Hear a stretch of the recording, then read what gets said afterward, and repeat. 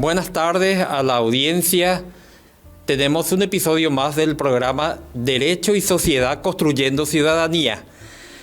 Tenemos el gusto de contar con la presencia hoy de un destacado académico, el doctor Lulio Gamarra. Él es decano de la carrera de Derecho, es catedrático de Derecho Internacional Público de larga data, de Derecho Romano. También tuvo otras asignaturas a su cargo. Tiene un doctorado en Derecho Internacional Público justamente. Entonces es una autoridad académica en el tema que vamos a tratar hoy. También cabe destacar que ha impartido enseñanzas en varias instituciones académicas de enseñanza. Estuvo en la función pública mucho tiempo, también en el ejercicio de la actividad forense profesional. Entonces, desde diversas aristas nos va a compartir su experiencia. El tema de hoy es un tema por demás atractivo, es un tema de contexto, es un tema de vanguardia y que estoy seguro generará mucho atractivo, mucha atracción, principalmente porque es algo que nos afecta a todos y a todas, porque es algo que tiene implicancias geopolíticas, tiene implicancias económicas, inclusive hace a la seguridad internacional, a la paz y a la seguridad internacionales.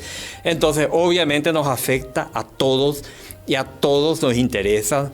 Hoy vamos a preguntarnos varias cuestiones, inclusive el riesgo de una guerra nuclear, y eso obviamente que a todos nos afecta. Bueno, entonces nuestro título de hoy es el nuevo orden mundial ante los recientes eventos. Estados Unidos y sus influencias en América y el mundo. La invasión de Rusia a Ucrania, China como potencia hegemónica y su cuestión con Taiwán. Entonces, el nuevo orden mundial ante los recientes eventos. Estados Unidos y su influencia en América y en el mundo. La invasión de Rusia a Ucrania y la cuestión de China con Taiwán. Son los temas ejes, los temas centrales. Entonces, nos dice mucho el título, doctor. Buenas tardes, José, buenos días, buenas tardes. Depende de quién y en qué momento nos están viendo y escuchando los interesados en este tema. Sí, este tema es un tema urticante porque el título es bastante largo, o sea, nos perdemos luego en el título, pero está bien. Tiene que ver la relación que tienen las superpotencias hoy, ¿no? Y sus áreas de influencia.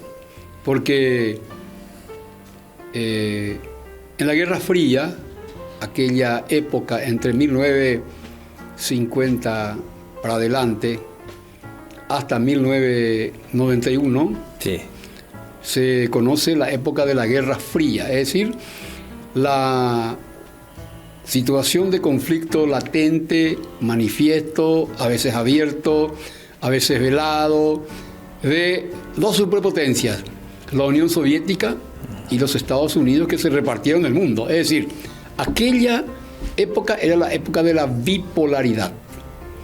Por un lado, Estados Unidos liderando un concierto de naciones y estados de Occidente, de Europa y América, y por el otro lado, una superpotencia que era en esa época la Unión Soviética, que sería la base de Rusia, ¿no?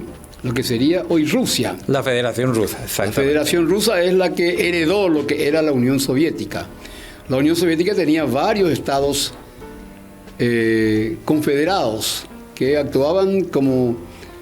la verdad que el líder máximo era Rusia, la Unión Soviética, y tenía sus satélites.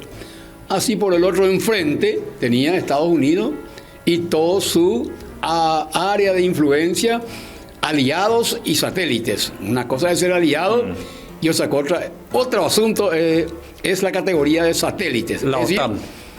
Sí, la OTAN era aliado. Sí. Hasta hoy es aliado de los Estados Unidos. Pero una cosa es ser aliado y otra cosa es ser satélite. Satélites son aquellos estados alineados, que están directamente respondiendo a los intereses más precisos y más fuertes egocéntricamente a un estado superior, un Estado fuerte, que era lo que ha sido los Estados Unidos, y sigue siendo fuerte los Estados Unidos, quieras o no. Entonces, aquel asunto de aquella confrontación que se dio en la Guerra Fría, tengo que hacer esta necesaria contextualización, necesario abordaje múltiple, o mejor dicho, más amplio, para entrar en el tema. Luego, ese modelo de confrontación entre el capitalismo liderado por Estados Unidos y Estados Unidos teniendo como aliados a la OTAN, o sea, OTAN quiere decir Organización del Tratado Atlántico Norte, que nuclea a todos los estados de Europa más Estados Unidos para defenderse de la Unión Soviética.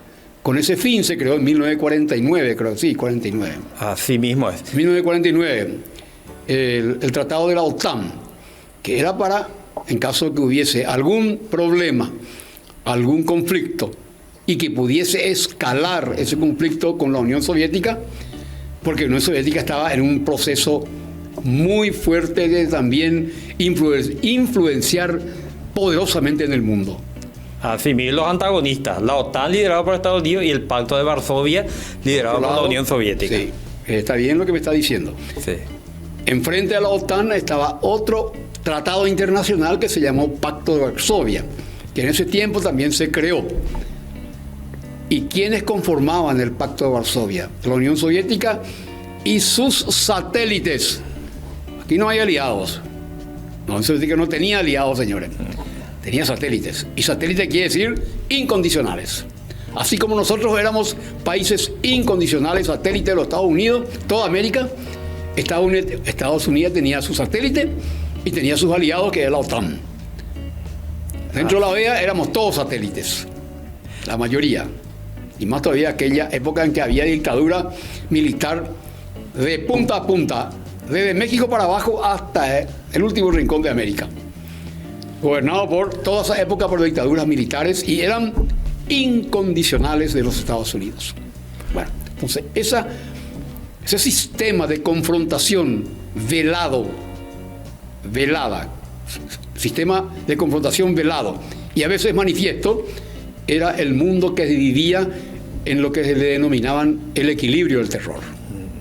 El equilibrio del terror es aquel equilibrio entre el sistema soviético y el sistema capitalista liderado por los Estados Unidos, donde cada uno, Estados Unidos y sus aliados, tenían o tienen bombas atómicas.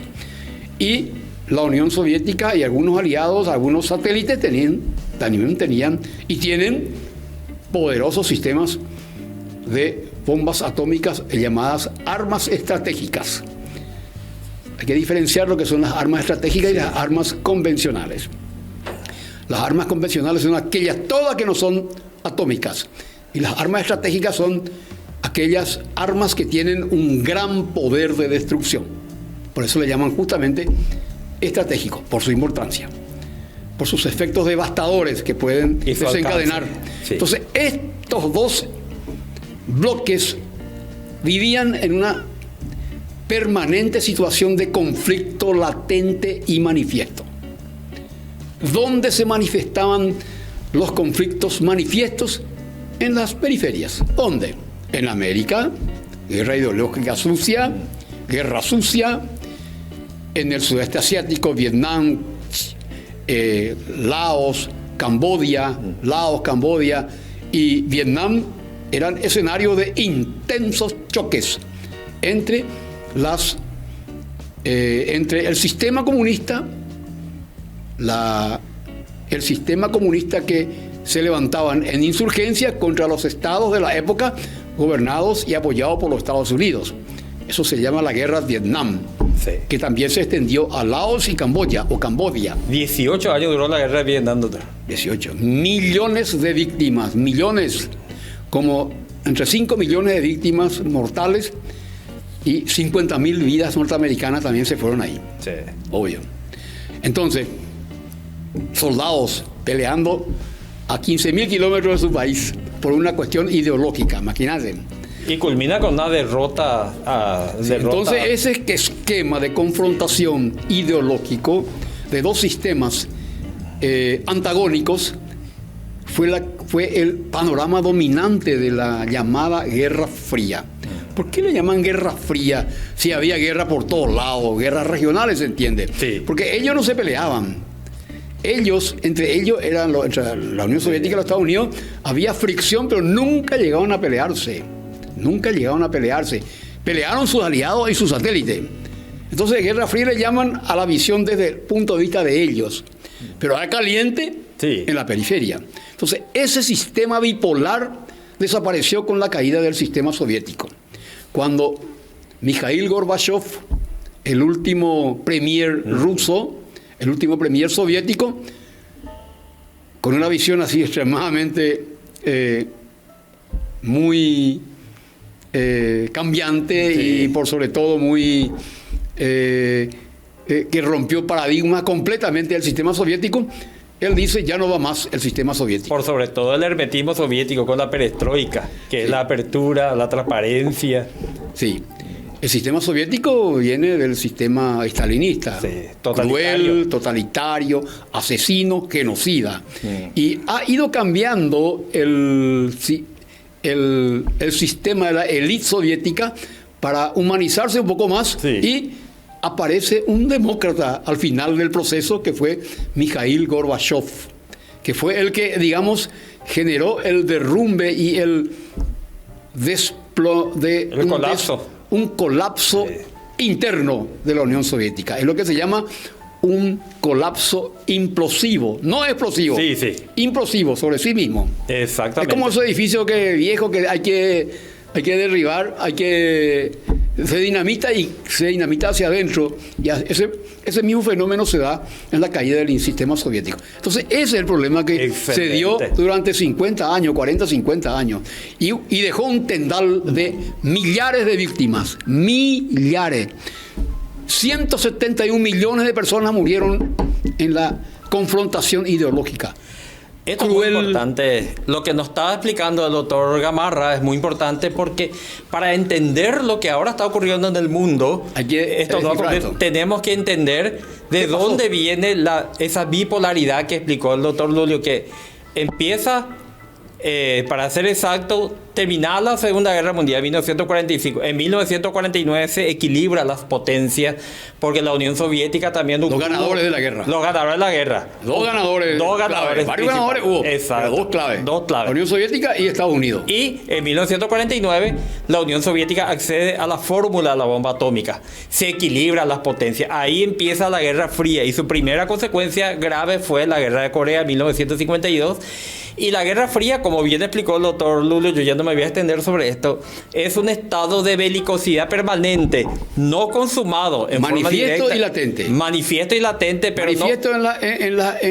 en los extremos del mundo. Exacto, las periferias. Y latente ahí entre Estados Unidos y la Unión Soviética. Están con permanente roce, en permanente confrontación en todos los campos, no solamente en el campo militar, en lo político, lo ideológico, cultural, militar, en la cultural, en la olimpiada, en todo el deporte, en la carrera espacial. Fue una confrontación y una competencia así cerrada. Imagínense, duró desde el final de la Segunda Guerra de 1945 hasta 1991 que se produce el colapso de la Unión Soviética con el último líder de la Unión Soviética, secretario general de la Unión Soviética, era su cargo orgánico, Mikhail Gorbachev. Del Partido Comunista. Del Partido Comunista. Y jefe de Estado. Jefe de Estado. Él llegó como para salvar a la Unión Soviética, que ya estaba colapsando por su propio peso, como bien explicó el doctor Lulio, estaba colapsando por su propio peso, no aguantó la carrera armamentística y acabó derrumbándose. Él llegó tarde, él quiso democratizar, aplicó la política conocida como la glasnost, que en ruso significa transparencia. Y él en su libro, La Perestroika, explicó que tenía que abrirse al mundo y tenía que humanizar su sistema. ¿Quién fue el que le dio el tiro de gracia a la Unión Soviética y a Mikhail Gorbachev? El presidente Ronald Reagan. Así mismo. ¿Cómo fue eso? Voy a explicar. Porque hay un acontecimiento histórico clave que marca el por qué definitivamente se derrumba la Unión Soviética. Y era por problemas económicos. Porque Rusia, la Unión Soviética, un gigante con pies de barro hasta hoy. Gran país, más grande del mundo, tiene una extensión desde Europa hasta el Extremo Oriente frente a Japón, el país más grande del mundo, y con áreas muy desarrolladas de ciencia, tecnología, armamentismo militar, en todos los campos, y áreas muy pobres. Sí. O sea, contrastes. Contraste. Ese contraste nunca desapareció hasta hoy. La Rusia rural es una zona muy pobre, sí, muy aislada. Entonces, sí, por ahí viene el asunto. Como había una competencia cerrada, ciega, incontrolable, asume Ronald Reagan, la presidencia de los Estados Unidos, sí, y 300 mil millones de dólares era 300 mil millones de dólares el presupuesto de defensa de los Estados Unidos. Él sube y dobla a 800 mil millones de dólares el presupuesto de defensa. Todo el costo militar dobla completamente. Y ahí se produjo el colapso porque ya no tenía capacidad económica la Unión Soviética para seguir esa carrera de salto cuántico, sí, que realizó los Estados Unidos. El verdadero dador de golpe de gracia, el martillo al comunismo y el martillo al sistema soviético fue Ronald Reagan, que hizo con sus asesores, y ahí están unos genios que están con él, ¿verdad?, que determinaron este derrumbamiento porque ya no pudo seguir la carrera.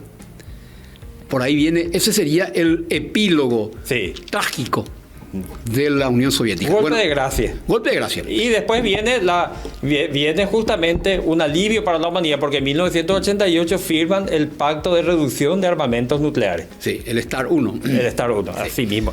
Bueno, entonces en ese espacio sí, aparece, cae el comunismo en 1991, sí, y se abre una época de esperanza en todo el mundo, en toda la Unión Soviética.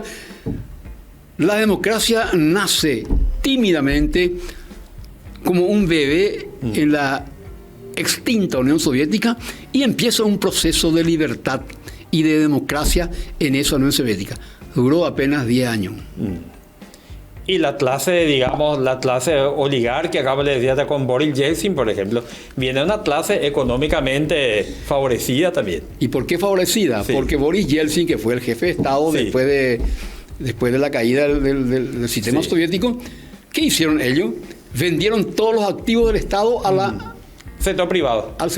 Sí. Y ahí nacen los grandes magnates rusos modernos de hoy. Sí. Compraron barato los activos del Estado porque se vendió todo del, sí, Estado. Y ahí se hicieron los llamados, ¿cómo que se le denomina estos varones de la Unión de Rusia? Tiene un... ¿Cómo? Los zares eran los antiguos. Los varones económicos actuales. Bueno, no importa. Sí. Los magnates rusos. Sí. Ahí se da lo que se llama una nueva clase de una plutocracia impresionante.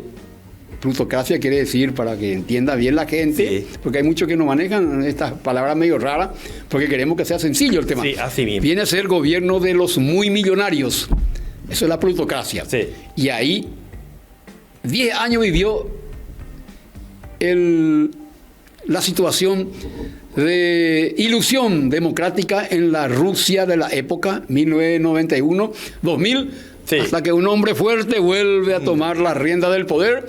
Y ese hombre fuerte del 2001, ¿quién es? Putin. Vladimir Putin, sí. Vladimir Putin toma el control del poder del Estado y hasta hoy nunca más largó y va a morir en el poder. Y es un hombre que vive en la Rusia actual, sí, pero que tiene la mentalidad de la Unión Soviética. Él es la mentalidad piensa como soviético. Exacto. Stalin de los zares. De los zares, y piensa como soviético, pero vive... Pero no es un problema también de él, sí, solo. Es que es la mentalidad, sí, del pueblo ruso que nunca vivió en libertad. Sí, no conoce lo que es la libertad del tipo occidental. No, 400 años, sí, el pueblo ruso vivió bajo la férula del poder cerrado de los desde Iván el Terrible hasta... de los zares, sí, que es la familia Romanov. 400 sí, años en el poder, los Romanov.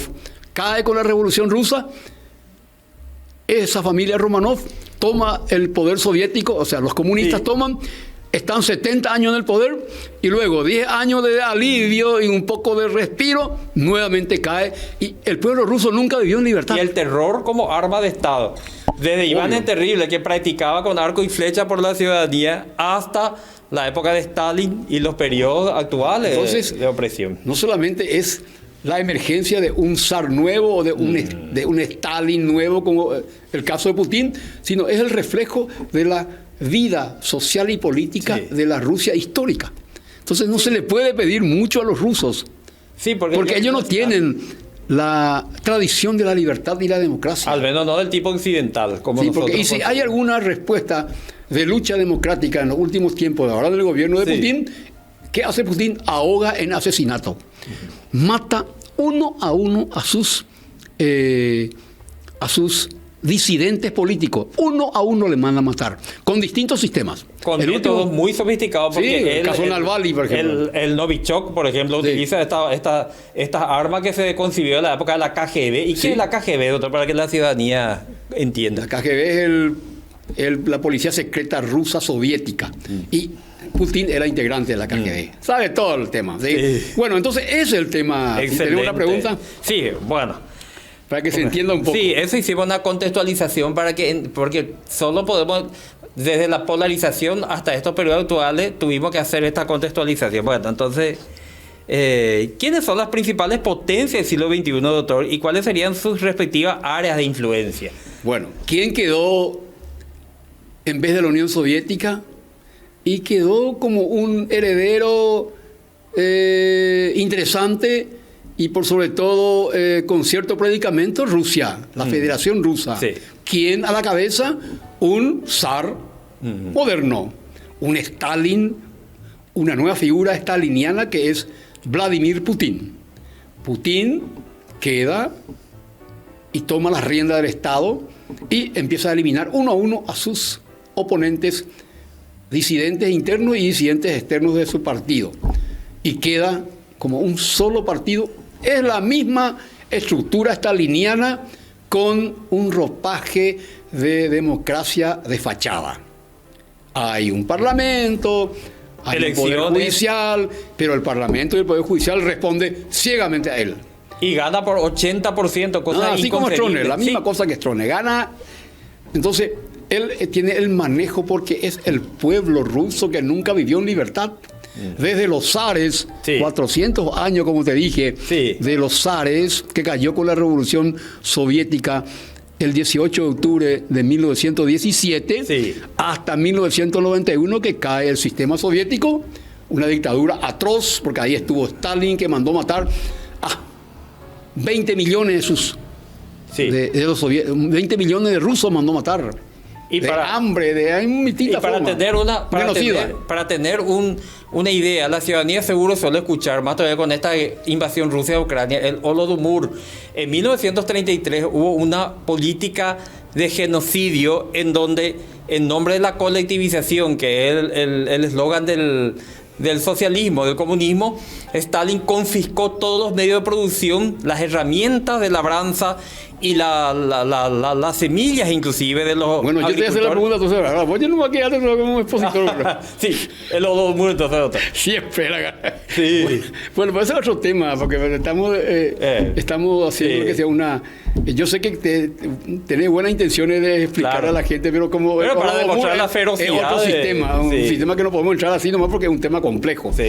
Bueno, entonces que viene y termina así este asunto y el mundo vive después de la 1991 una etapa donde las esperanzas se renuevan y nace la primavera de la libertad en ese lugar del mundo que es Rusia y los estados que estaban bajo la influencia de la órbita rusa. Toda Europa central estaba exclusivamente bajo la órbita del sistema soviético. Todos se lideran, todos se independizan, todos forman un estado soberano y de ese estado que era la Unión Soviética quedan otros estados, nacieron muchos estados libres y soberanos. Bueno, entonces, sin embargo, queda un eje hegemónico fuerte que es Rusia, que sigue con su fiel sistema de querer mantenerse como un estado hegemónico para el mundo. Sin embargo, no tiene las mismas cualidades ni las mismas predisposición geopolítica como lo tenía la Unión Soviética. Sin embargo, tiene un sistema de control y un armamento clave. Se llama bombas atómicas. Rusia queda con las bombas atómicas de la Unión Soviética. La Federación Rusia de hoy hereda unos 8.000 bombas atómicas. Y se convierte en un jugador internacional de presencia fuerte en el mundo, de respeto. ¿Qué es lo que es la bomba atómica? La bomba atómica es un arma estratégica, un arma estratégico que, por sobre todo, tiene la capacidad de disuasión en el mundo. Cuidado conmigo.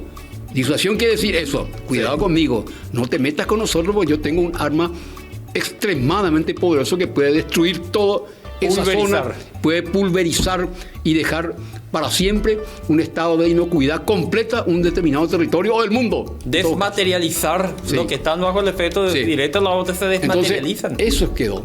Sí. Y enfrente quedó intacto un jugador sumamente potente que tomó el control del mundo después de la Segunda Guerra Mundial. Porque antes era Inglaterra. Antes de los Estados Unidos, estamos hablando de los Estados Unidos, pero antes de los Estados Unidos era Inglaterra, esa pequeña isla era uno de los estados más potentes del mundo porque tenía posesiones ultramarinas por todo el mundo. Una cuarta parte del mundo estaba Una cuarta parte del mundo era de Inglaterra. La era victoriana. La isla chiquitita así, ¿verdad? Sí. Que era la India, todo un subcontinente, era de Sudáfrica. Sudáfrica, la India, una buena parte, repartido por todo el mundo. Fin del siglo XIX.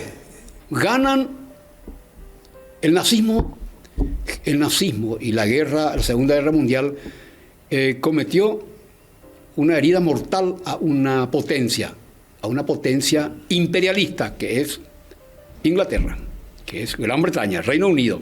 Una potencia imperialista le dejó completamente malherido y maltrecho. A pesar que ganaron la guerra, pero le dejó malherido y maltrecho y con una disminución en potencial tremendamente porque le castigó con miles y miles y miles de toneladas de bombas. Y parece ser que el eje de la hegemonía mundial sale de Europa, sale de la Gran Bretaña, cruza el Atlántico y se instala ¿dónde? En un país tremendamente fuerte ya cuando eso, pero alcanza un nivel extraordinario de potencia, cual es Estados Unidos. Estados Unidos se convierte en la superpotencia mundial, una superpotencia unifilar le llaman, frente a la Unión Soviética que le derrotó. ¿Quién le derrotó? Estados Unidos y el capitalismo. ¿Quién realmente le dio el martillazo final? Ronald Reagan. Explicando por qué. La duplicación del sistema de defensa del presupuesto norteamericano para comprar más armas y armarse hasta los dientes y dejar a los Estados Unidos en situación completamente de supremacía indiscutible en el mundo. Cae la Unión Soviética y se convierte y queda una superpotencia unifilar que es los Estados Unidos, el Estado norteamericano, USA, United States of America. Se convierte en una superpotencia. Y desde el 90 para adelante Estados Unidos baila solo y le hace bailar a todo el mundo. La única potencia unifilar que quedó de esa confrontación del sistema bipolar que había unos 50, 60 años atrás. Potencia unifilar, el entonces Papa Juan Pablo II percibió perfectamente eso, las implicancias geopolíticas, y él en su encíclica Centésimo Annus de 1991, él justamente advierte sobre esa situación, sobre la situación de... Es una visión católica acá. Estamos en el... Vos te vas hacia... No, pero... Ya sé que yo sé que sos católico, pero me interesante como un análisis... Como un análisis más, sí, porque advirtió al mundo. Bueno, claro. Y bueno, vamos entonces a nuestro tema. Ahí nos quedamos y emerge otras potencias. Por eso el nuevo... La hegemonía también se dispersa. Aparte de la Federación Rusa, Estados Unidos, aparece una superpotencia que en estos últimos 20 años alcanza niveles extraordinarios de crecimiento económico sostenido de 10 dígitos para arriba. Y estamos hablando de la China continental, de la China comunista, con 1.300 millones de habitantes. La China roja que le dicen comúnmente. La China roja, y esta China continental o China comunista se convierte en la manufactura del mundo. Toda la industria, lo que vos podés imaginar, y en cualquier país del mundo donde te vas a encontrar Made in China, Made in China. Vos te vas a Europa, vos te vas a América, vos te vas a los Estados Unidos, lleno de Made in China. Aquí todo el mundo, productos chinos. Desde el clavo, desde, no sé, de las cosas más insignificantes. Sí. Ahora aparecen ya autos de todos los colores. Y Xi Jinping, el actual presidente y secretario general del Partido Comunista y premier absoluto y figura unifilar de la China, es como Mao Zedong, es como Confucio. Y poder concentrado. Concentradísimo. Le eliminó a todos sus oponentes y él se queda como el único jugador determinante del juego del tablero político en la China. Tejió una urdimbre extraordinaria del poder Xi Jinping, pero antes de Xi Jinping estaban otros. Deng Xiaoping estaba otro, y el arquitecto de todo de esta emergencia de China ha sido Mao Zedong, y después de Mao Zedong, Deng Xiaoping, que fue el arquitecto que diseñó en el momento y en la situación y en el estatus donde se encuentra actual la China.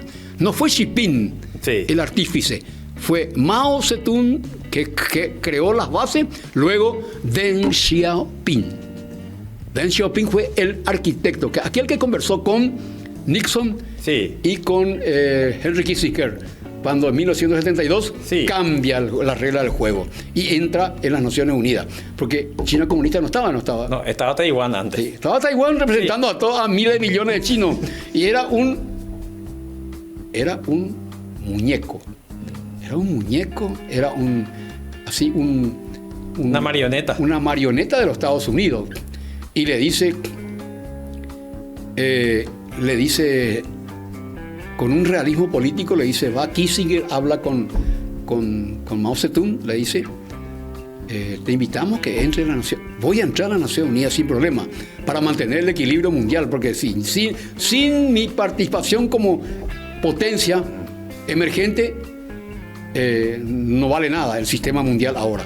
Voy a entrar, pero expúlsele a Taiwán de todo el sistema de las Naciones Unidas y rompan las relaciones diplomáticas todos y empieza. ¿Y cómo nació Taiwán? Taiwán nació de una guerra interna entre Mao Zedong, o Mao Zedong le llaman ahora. Antes nosotros le llamábamos Mao Zedong, pero ahora todo el mundo le dice, cambió su nombre, Mao Zedong. Y se produjo una guerra civil desde 1926 hasta 1949. Corre el líder de la derecha y el líder que respondía a los intereses norteamericanos, el mariscal Chiang Kai-shek, fue el derrotado, y Chiang Kai-shek es corrido por Mao Zedong con todas sus fuerzas, se instala en una islita ahí enfrente, que la isla se llama la isla de Formosa, que es lo que es hoy Taiwán. Ahí forma un pequeño enclave político que tiene una autonomía, nunca le hizo caso a China, hasta convertirse, por la ayuda irrestricta y total de los Estados Unidos, se convierte en un interesante jugador internacional económico financiero. 8 millones de habitantes tiene, 23 millones de habitantes tiene, y es la séptima economía del mundo. Extraordinariamente el crecimiento económico, y es también una gran potencia industrial, pero es pequeñito. Pero ¿de quién es esa isla? Esa isla es una isla rebelde, es un gobierno rebelde, es de la China comunista. Entonces, China emerge como un gran jugador internacional con un predicamento extraordinario de incidencia, de influencia, de poder en el mundo, que parece que el poder bipolar se va tripolarizando. Es decir, Estados Unidos, Rusia, China y la OTAN con los países europeos. Más o menos es la distribución, es lo que se llama el nuevo orden político. Yo no sé si podemos decirle orden, la nueva estructura internacional vigente. Orden, pues, para mí orden implica una cierta estructura que tiene características de armonía, orden. Yo no entiendo por qué el sistema, pero es una forma de expresarse en la política internacional. Y para que sea comprensible, porque el nuevo orden mundial, entonces de ahí es lo que, por esta contextualización que hablamos, el nuevo orden mundial, por esta la nueva estructura internacional. Un tercer jugador en el escenario. Un tercer jugador, así, determinante. China. ¿Por qué? Por la gran potencia industrial. Y esa potencia industrial hace que este país se convierta de un país pobre, analfabeto, rural. En 50 años hace un salto extraordinario y maneja la ciencia, maneja la tecnología, maneja la política, maneja el sistema hegemónico mundial. Es un país donde aparece un jugador extraordinario, fuerte y determinante y en el escenario internacional. Por la naturaleza también, porque China casi monopoliza la tenencia de tierras raras, que son elementos que se utilizan para la fabricación de componentes electrónicos. Entonces, ahí es donde está también su fuerza. En todos los campos está. Y bueno, esa es la estructura actual que estamos en el sistema internacional. Esta multipolarización, múltiples polos de influencia hegemónica, en que ya no hay un gran jugador. Sigue siendo muy potente los Estados Unidos, pero ya no es el absoluto árbitro del mundo. Es un policía del mundo en su área de influencia. Es un sheriff. Pero tiene contrapesos. Tiene contrapesos en otras áreas y en otros lugares del mundo, en otras latitudes. Excelente. Bueno, con esto ya usted respondió prácticamente a esta segunda pregunta. Entonces, el nuevo orden mundial. Y, obviamente, los conflictos actuales. Ahora, doctor, una pregunta también que tenemos que hacerlo. La ONU y su sistema multilateral en la aplicación del interés general está en crisis frente a estos nuevos eventos, doctor, porque ahora vemos que se toman decisiones por parte de la superpotencia y la ONU queda como que perdió autoridad, perdió coercibilidad. ¿Cómo queda eso, doctor? Bueno, el multilateralismo es un modelo, es un sistema de ayuda mutua y de interacción de los estados a través de los esquemas de integración, a través de los sistemas de intercambio intenso de bienes, servicios, tecnología, ciencia, cultura. Ese es el multilateralismo. El multilateralismo es el trabajo combinado, el complejo, múltiple de todos los estados entre sí, negocian, venden, compran y tienen beneficios recíprocos. Ese es el multilateralismo. Pero aparecen otras superpotencias, especialmente ciertas superpotencias como Estados Unidos, dice, no, con Trump. Con Trump cambia las reglas del juego. Las reglas del juego del sistema internacional. Que vos decís orden, y yo para mí el orden no entiendo muy bien lo que es el orden, y todo el mundo dice como vos orden, ¿verdad? Todos los estudiosos dicen orden, nuevo orden internacional. Con grandes titulares, el nuevo orden mundial. Y yo soy un poco reacio a usar esa expresión orden, nueva estructura internacional. Orden quiere decir también un mundo donde haya estabilidad, intercambio beneficioso de todos los estados. Lo que el multilateralismo plantea a través del sistema de integración, a través del sistema de comercio internacional, la OSD, ¿cómo se llama? La Organización Mundial del Comercio, OMC. O sea, un gran esfuerzo de la década del 90, del 2000, del 2010, desde el 80 para adelante, de generar un mundo donde los estados puedan intervenir recíprocamente en sus negocios, para generar trabajo, producción, mercado, venta. Es el multilateralismo. Correcto. Y un cierto ambiente de paz mundial, ¿verdad? De concordia internacional. Donde hay negocio, hay paz. No hay paz en la guerra. Mejor dicho, no hay negocio en la guerra.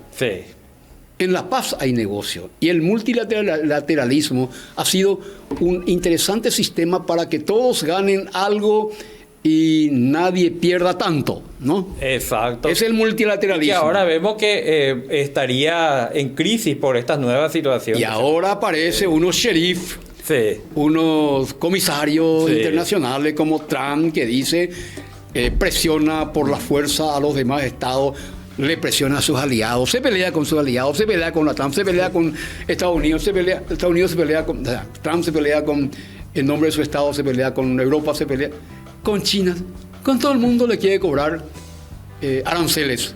Sí. Negocio importante, ¿eh? Ojo, sí, no es ni un tonto Trump. Trump no es ni un bobo ni un tonto.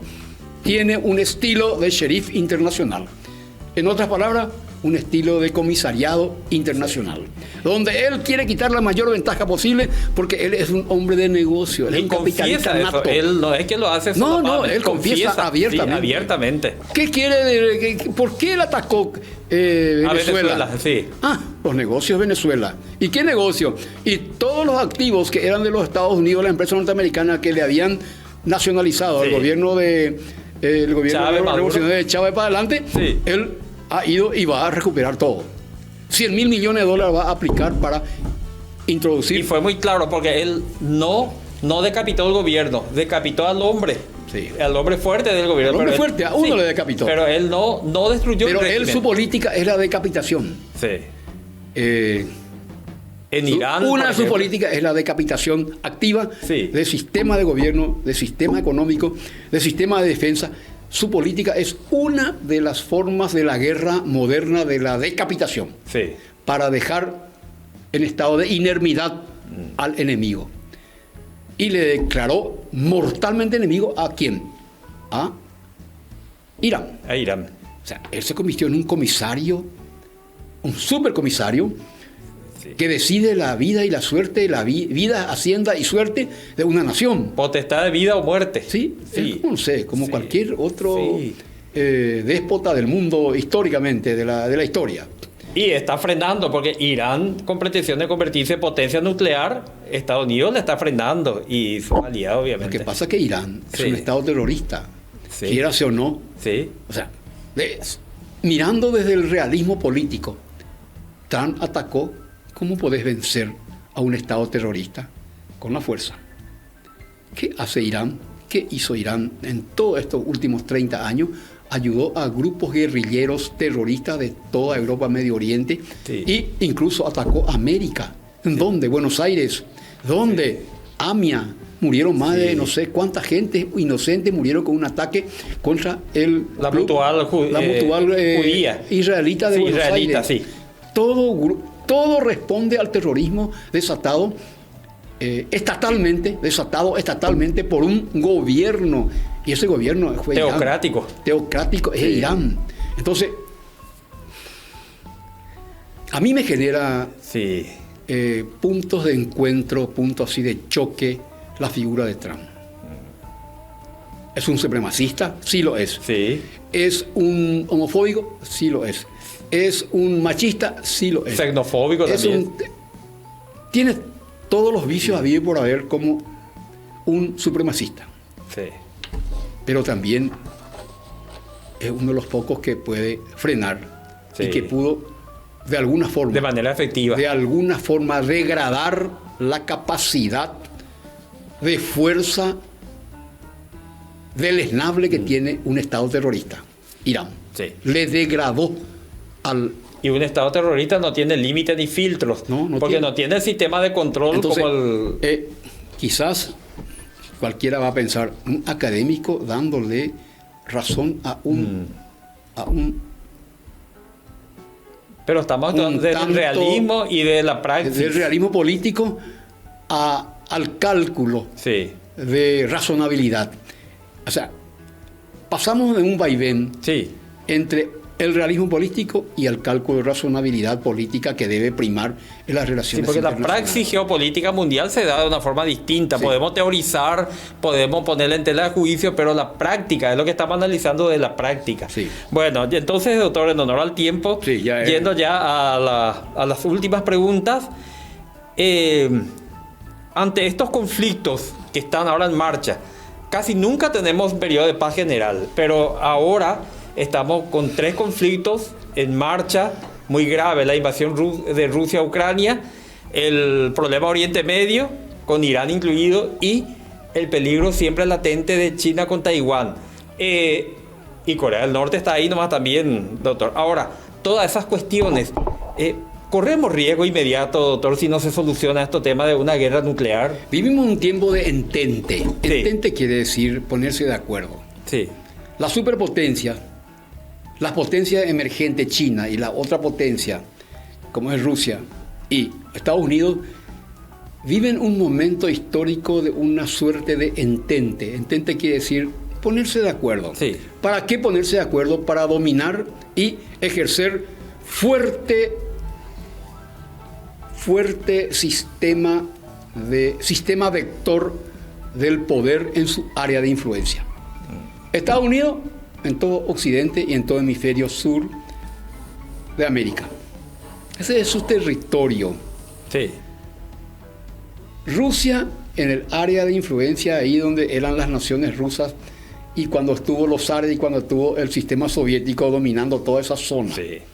Con deseo de seguir aumentando su influencia de poder, incluso puede llegar a Europa Central. Sí, sí. Si no se le pone, por eso es que la OTAN, los estados europeos, le hacen una resistencia tremenda, porque es un peligro este hombre. Este Putin es un peligro, es un nuevo Stalin que aparece en pleno siglo XXI. Sí. Y China, emergente, potente, industrial, con unos recursos tremendamente altísimos en base a su alta capacidad productiva y su alta capacidad de avanzar en todos los campos del saber, en la tecnología, y también está en la industria militar cada vez más, y en la construcción, en la fabricación de sistemas de antimisiles, de misiles y antimisiles, y sistemas de esa guerra que hoy en día, incluso Ucrania, ella un destacado jugador en la fabricación de Quedó probado eso con ¿cómo se llama? Esos armamentos que de nuevo ahora que se está utilizando, drones. Los drones, sí. Los drones, ¿qué es lo que hacen? Cuesta $3,000, $5,000 y abruman a un sistema de defensa antiaéreo. Y barato. $5,000 frente a un misil Oresnik. O un torpedo de un submarino. Un misil Oresnik de Rusia, que es hipersónico, cuesta $3 millones. Y eso tiene una capacidad de destrucción masiva, maciza y masiva. Pero también los estados que están amenazados por Rusia, por sus Oresnik, como ser la OTAN y los Estados Unidos, ya realizan un trabajo de adaptabilidad para neutralizar eso. Nadie se queda dormido en el sistema. Entonces, China, en su área de influencia, ahí está en la mira, ¿quién? Taiwán. Y en su última visita de Kissinger, de Trump, hace 2 semanas atrás, dejó bien en claro que ya no le quiere dar el apoyo irrestricto y absoluto a esa isla, porque esa isla puede generar un conflicto de proporciones tales que puede arruinar todo Occidente y todo el mundo. El equilibrio. Entonces, hay una suerte de realismo de la multipolaridad para mantener zonas de influencia, zonas de hegemonía. Y esa zona de hegemonía se produce una suerte de entente implícito entre ellos. Para tener un área de maniobra en caso que ataque Estados Unidos a Venezuela o a Cuba, nadie pueda defenderle a esos estados. Y en caso que ataque China a Taiwán, nadie así nomás le va a defender. Ya dijo claramente, no le vamos a defender así nomás. Nos vamos a poner en riesgo nuestro gran potencial de superpotencia, dice Estados Unidos, en un lenguaje más rápido. Entonces hay áreas, tripolaridad, tetra, digamos, porque está también OTAN en Europa, China en esa zona de influencia y Rusia en su zona de influencia y Estados Unidos como comisario y sheriff absoluto de toda América y de gran parte de Europa. Entonces hay una suerte de nuevo nueva estructura internacional vigente. Entonces, concluyendo, en esa situación, en esa entente, entonces no corremos riesgo inmediato de una guerra nuclear. Nunca. Nadie se va a lanzar a eso, a no ser que haya un accidente. Sí. Un accidente incontrolable en la respuesta. Nadie se lanza. Las armas nucleares son armas disuasivas. Sí. Y persuasivas. Disuasivas y persuasivas. Y esa persuasión y esa disuasión funciona imbricadamente para que nadie se anime a lanzar el primer misil atómico. Por su poder deletéreo. Sí, porque el que lanza el primer misil atómico, ese estado va a ser pulverizado por una cantidad impresionante de armas atómicas que están todas así. Punto de no retorno. Se lanzó. No hay retorno. Sí. Entonces, es muy difícil que se desate así nomás. Pero sí, porque puede ocurrir accidentes. Sí, accidentes, sí. Y la humanidad descubrió el poder destructivo de la manera más dolorosa. Sí, 6 y 9 de agosto de 1945. Hiroshima, Nagasaki. Sí, hasta ahora, así brevemente, y ya para concluir nuestro tema, solemos ver en las tomas fotográficas de Hiroshima, todo lo que queda de un ser humano son impresiones fotográficas en los muros y en las paredes. Lo que quedó de un cuerpo humano quedó aquí impregnado. Fotograma nada más. Sí. Ni el átomo de esa persona quedó. Un niño, algo muy triste, un niño jugando con una pelota, quedó el balón y quedó la figura por la pared. Ni el átomo quedó de ese ser humano. Tenemos experiencia. Y sobre ese asunto. Sabemos que eso puede repetirse y a gran escala. Y los accidentes en las estaciones nucleares también. Fukushima y el accidente de Chernobyl. Sí. Bueno, y como conclusión ya de nuestro tema, hay mucho tema que hablar de esto, pero como conclusión ya tocó algo al respecto, doctor. Pero entonces, una descripción breve y la relevancia geopolítica, estratégica y comercial de la visita de Trump a China, recientemente ocurrido, doctor. Ya expliqué más o menos. Sí. Hay una conversación de alto nivel para mantener el statu quo. Sí. Statu quo de no generar fricciones que puedan desencadenar escalamiento de conflictos bélicos internacionales. Entonces, hay una conversación implícita de aceptación de tal como te dije recién. Hay un sistema de equilibrio en este momento en las áreas de influencia de cada superpotencia. Y tenemos 3 superpotencias. Y un cuarto que sería una gran potencia, que es la Unión Europea, que tiene a través de su organización militar, que es la OTAN. Sí. Entonces hay un cuarto, pero tres grandes jugadores estratégicos están manteniendo un cierto equilibrio. Siempre va a haber problemas, siempre va a haber guerra, siempre va a haber conflictos regionales, va a haber siempre ahí en el Medio Oriente, siempre un polvorín del mundo, pero el escalamiento, la escalada es la que se quiere evitar. ¿Por qué se quiere evitar? Porque una escalada militar, una conflagración múltiple, profunda, degrada completamente a las naciones y degrada la economía. Y eso genera lo que se llama la pobreza y la crisis mundial. Entonces, esos problemas del petróleo, por ejemplo, en el estrecho de Hormuz, nos golpea a nosotros. A todos, A todos nos golpea. Entonces, y ahora están buscando la forma de resolver eso, porque ¿quién está buscando afanosamente resolver? Trump, el que inició el tema. ¿Por qué quiere resolver? Porque va a perder el poder en los Estados Unidos. Sus votantes le van a dar la espalda y va a perder, su partido va a perder. Entonces, hay un sistema de cálculo de costo-beneficio de estos asuntos, que no tan sencillo es así nomás desencadenar una guerra, va a haber una tercera guerra mundial. No. Yo soy muy, en ese aspecto, conservador en ese asunto. Y está más que puede haber miedo, obviamente. Tengo miedo de los accidentes nucleares. De disparos accidentales de misiles y que desencadene una respuesta devastadora. Y automática. Si un misil sale de Moscú o de algún punto de un submarino desde el lecho del Báltico, por ejemplo, va a haber una respuesta masiva y maciza, no solamente de los Estados Unidos, de todo el bloque. Y ya no hay vuelta atrás una vez que... No hay vuelta atrás. Entonces va a ser el fin de la humanidad. Sí. Pero creo que no llegamos a eso. Sí. Porque hay miedo. Hay miedo. Miedo, y quedaría el que se desencadenó eso, quedaría como el Atila de la historia. Así mismo es. Excelente, doctor. Quedó muy bien contextualizado lo que nosotros llamamos, lo que comúnmente la prensa y incluso ya coloquialmente decimos en todas partes, el orden mundial, pero el doctor ya explicó que más bien una estructura, porque orden significa estabilidad, significa armonía, una estructura, una nueva visión del mundo, en donde ya existen varios autores, desde aquellos clásicos 2 autores, después de la Segunda Guerra Mundial, el capitalismo versus el comunismo.